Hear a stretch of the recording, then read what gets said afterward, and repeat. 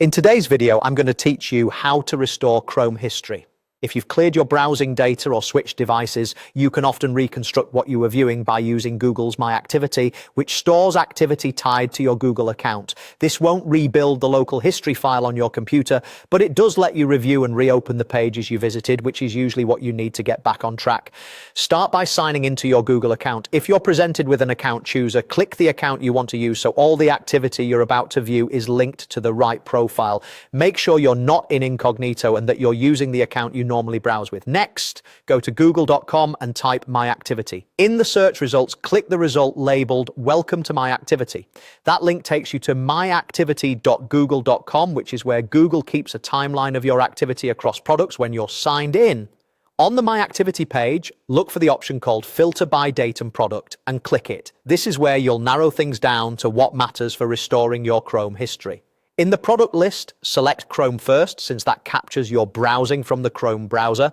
You can also include related products that may help fill in gaps like Help, Image Search, Search, Video Search, and YouTube.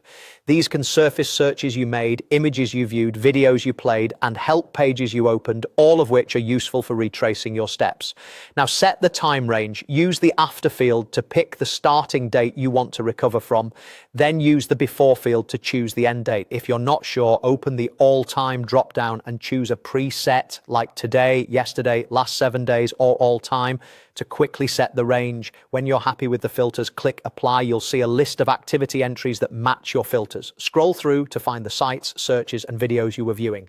Click any item to open it in a new tab and rebuild your workflow. If the list is too long, tighten the dates or deselect some products to focus only on Chrome. If it's too short, widen the date range or add products back in. If you don't see what you expect, it may be because activity tracking or browser sync wasn't enabled at the time, or you weren't signed in on that device. Otherwise, this method is a reliable way to restore your Chrome history by revisiting and reopening the pages you need.